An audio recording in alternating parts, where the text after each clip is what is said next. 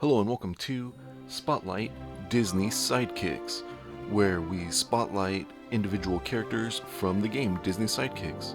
We will review their individual setups, their special powers, look at their cards, look at their little figures, and figure out how they work within the game. Today, we're going to be looking at Lumiere.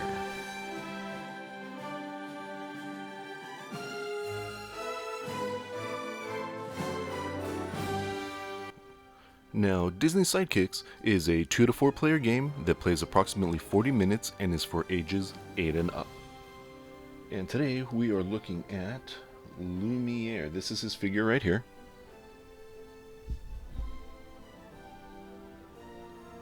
Which it looks pretty cool. You know, this is like, I guess, when he was dancing in Be Our Guest. And now let's put him on the side. And then he is working to unlock Belle right here from the castle. And then this is her little token. So this is the character card right here for Lumiere. And right here it shows that he has 4 actions. And when you unlock Belle, you get a 5th action. So Lumiere's special here is On Guard. And it reads, On Guard. On your turn, you may reroll the attack die 1 per attack. You can spend 1 star to do so on another sidekick's turn. Can be used to reroll an enemy's attack die. So essentially what it means is if you get a die roll that's not in your favor, you can go ahead and reroll it once and get a second shot at it, being able to stop a successful hit from the enemy or by you rolling a successful hit when you're doing the attacking. Really powerful against someone like Scar, who has the hyenas who share his attack value, and you could be taking damage from multiple sides from the different characters. This is something that would definitely help mitigate some of that damage. So now that we've looked at Lumiere, we've looked at his card, we've looked at his actions with his 4 actions there, and we looked at Belle. Let's take a look at his cards.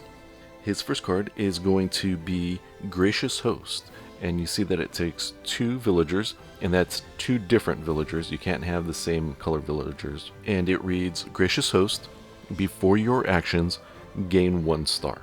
So what this does is when you unlock this move, you get to gain 1 star each turn after you unlock it. The cool thing is that it's kind of a low unlock for only 2. So this may be a good card to get in the beginning for you to unlock as your first card.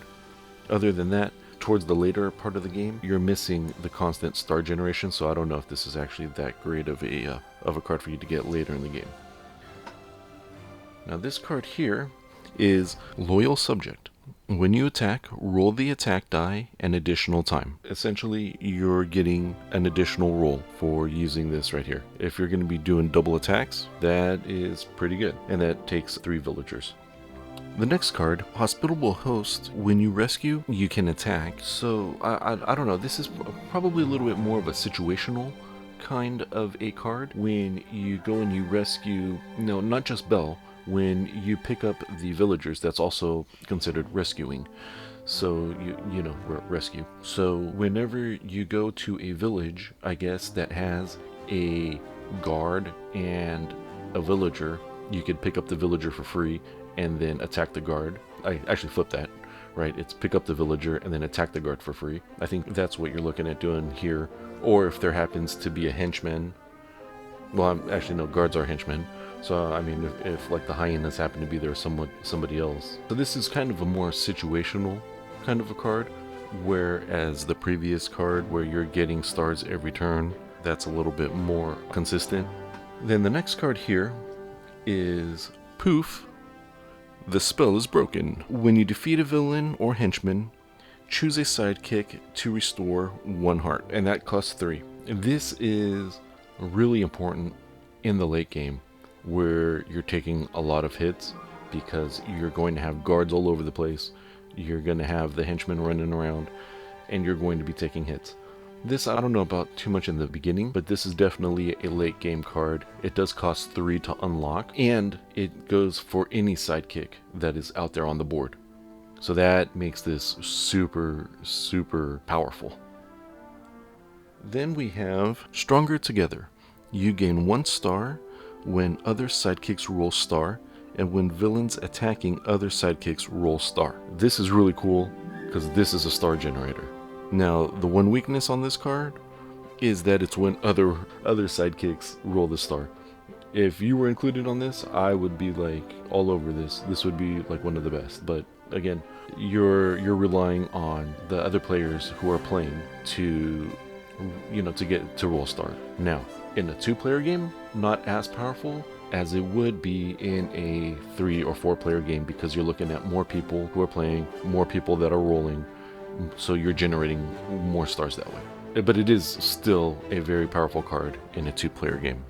And then we have right here, Rapier Wit. When you damage a villain or defeat a henchman, gain 1 star, then choose another sidekick to gain 1 star. Now, this isn't as strong as the previous card, and it looks like they're brother cards or twin cards or something, because the previous card, right, was when your fellow sidekicks rolled a star, you gained a star. This is not the flip to that.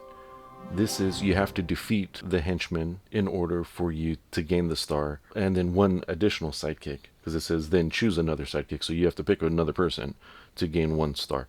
So this isn't, it's not as strong. You do have to defeat. It's not just roll a star, but you have to defeat them. This is not as strong as the previous card, even though it may look like it, you know, for a 3 villager cost. And then the final card here that we're looking at is Bold and Daring. When you attack, roll the attack die an additional time for each charm token you have. This is an extremely dangerous card. This card is actually a little bit misleading, because you think, oh wow, every time Lumiere gets a charm, because, you know, Gaston dishes out charms based on a couple of cards that he has, that Lumiere could get like super powerful with this. Not really. If you're trying to stack charm tokens on Lumiere, first you have to be in the right position for you to get them even from him.